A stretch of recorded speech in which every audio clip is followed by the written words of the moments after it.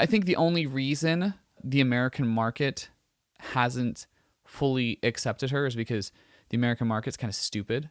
What's up, friends? My name's Kevin Basset, singer, songwriter, and producer.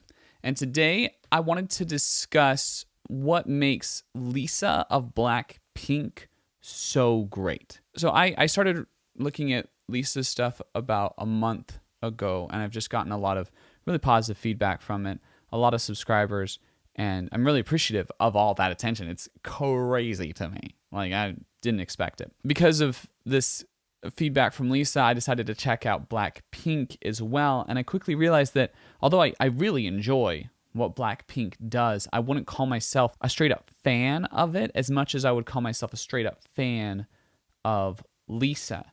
And I thought that was so intriguing because, you know, it's the same producer, it's the same company. So what is it about the individual, I asked myself, that has so impressed me? And so I tried to pinpoint it. And I think I talked about this in the very first music video of hers that I reacted to. And it's the charisma. It's this ability she has to showcase happy, carefree vibes, this raw emotionality, and this really just authentic, natural performance of a moveset that shouldn't be natural, or words that shouldn't be natural, but she makes them natural. And I think that's just so fascinating. She's able to kind of like delve through the camera, delve through the crowds, and just pierce with this super happy, carefree vibe that feels so natural and doesn't feel forced. And that's a talent, because a lot of these things are probably forced. Like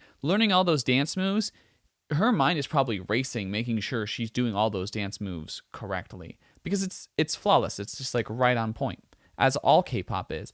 The difference with the other K-pop artists is that their faces look like they're doing it, and she looks like she's just having a good time.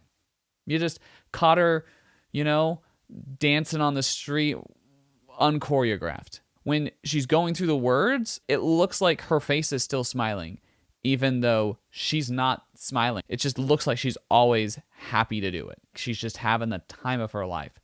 And I'm sure tons of artists are having the time of their life, but they don't always look it. And I think that's what like sells it so well. Not only does she look like she's having the time of her life, she sounds like she's having the time of her life. Her vocals constantly convey this really happy, carefree, natural vibe. They're very distinct. They're not like these crystal clear, perfect K-pop vocals. They have kind of this edge to them. Till the sun comes up, I'll be here with you, no lie, no lie. The rap tones have a bit of, you know, that Lauryn Hill or Missy Elliott vibe. And I think that's actually not a terrible comparison, is to, you know, Miss Lauryn Hill during Fuji's Miseducation period. You have this artist who's breaking off, and she just has such high charisma that it really propels things to the next level. So I think it's interesting to look at kind of standout female vocalists from a particular year and kind of what they represent about what we as a society are seeking after and what we're attracted to. For a while, it's been the sad girl vibes, right?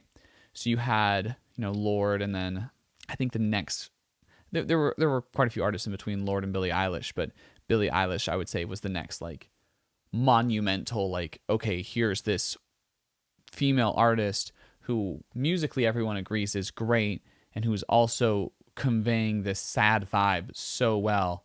And she kind of killed that sad girl genre that's been popping up. And then Olivia Rodrigo comes along and does the same thing and takes it even farther by adding that emo rage and anger. So it wasn't just, I'm sad about this. It was, now I'm pissed about it too. And it worked really, really well. Now you have Lisa, who I would say is like the standout female of this year. Her emotionality is happy, carefree vibes. Even though the music might be telling a different story, her vibe is just doing it, just getting it done, happy, carefree. I think that says something positive about what we're kind of looking for in society, that we're kind of done with like being sad and angry all the time, and we want to be happy. We're seeking after that, and that's something that we're kind of like reaching for, is that freedom and that happiness. I think the only reason the American market hasn't fully accepted her is because the American market's kind of stupid, because worldwide she's killing it. But I think regardless of that, regardless of not being able to fully impact the American market, I think Lisa is still just the standout female artist of this year. I don't know if this is interesting to anyone, but maybe you liked it. If you did, subscribe. Check out my latest album, Giovanni. I want to convey more of that just raw emotionality that she does. And I think I got it to the furthest extent that I've gotten it in Giovanni. I was able to kind of get into that character to the most I've done. Although I don't think I'm quite at the Lisa level yet. I strive to get there to completely just expose my inner vibe as she does. And let me know if you have anything else specific you think about Lisa, or maybe you disagree and you think that she's not Blackpink's secret sauce, that it's, Jisoo or Jennie or Rosé.